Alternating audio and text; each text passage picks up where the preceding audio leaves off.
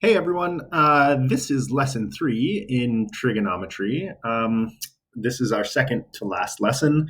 Um, so, we are going to talk about a couple of terms today that I want to discuss with you that you may have heard before. We're going to talk today about the angle of elevation versus the angle of depression. So those are two different things, angle of elevation and angle of depression.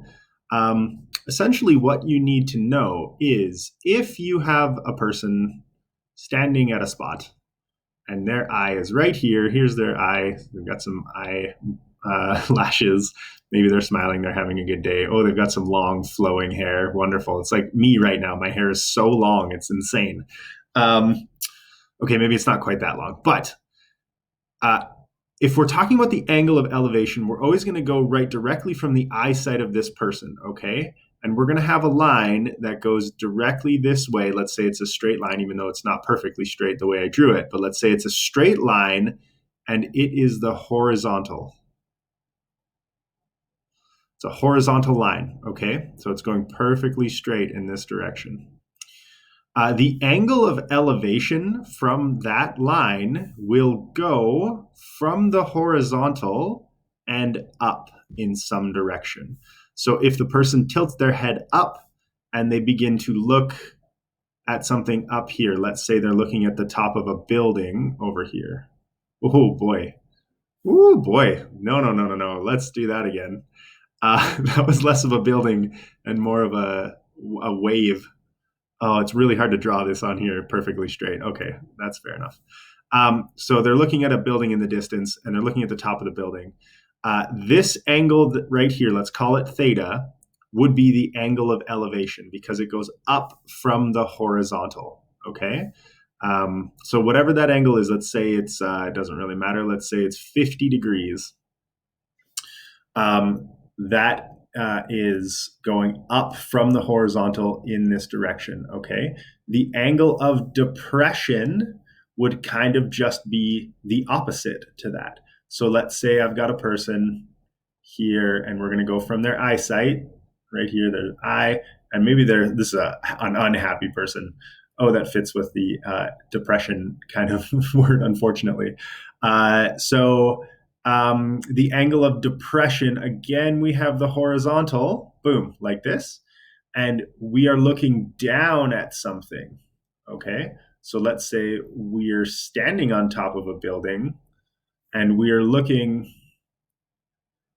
here. Oh, this is a terrible, terrible drawing. Let's do it again. Back it up. Back it up. Back up the truck. Say we're standing on top of a building here and we're looking down at like a little car that's over here, like across the street. It's like we're back in class and I'm doing my little drawings again. Is this even a car? I don't know. I don't really know what I'm doing with this little drawing here, but look, the car's driving in this direction. So from the horizontal, and then the point of this, from the horizontal and then down is the angle of depression. Okay, so that's the difference. The angle of elevation is from the horizontal up. The angle of depression is from the horizontal down. Okay, so whatever that horizontal line is, that's where you start. And then if you're going down from somewhere, that's the angle of depression. If you're going up from somewhere, that's the angle of elevation. So you can imagine a number of scenarios that we might see where we're going to have to determine the angle of elevation or the angle of depression. And of course, we would use trigonometry to do that. Like in this first scenario here, if I wanted to, let's say I didn't have that angle, but if I wanted to find the angle and I knew the person was, let's say, 10 meters away from the building and the building itself was 20 meters high, well, I have a right triangle. This is 10. This would be 20. Of course, it's not to scale. I could find this angle because I have the side opposite to the angle and I have the side adjacent to the angle. I hope you understand what I'm saying. In this case, the angle of depression, maybe you know how far away the car is. Let's say it's not actually moving, it's just stopped right here. and you know the car is 30 meters away, and the distance from their eyesight down to the car is 15 meters.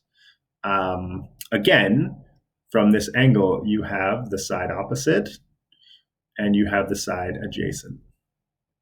Okay? So you could figure out that angle using, in this case, of course, it would be tan of theta. So I'm going to do a couple of examples to show you guys what I'm talking about.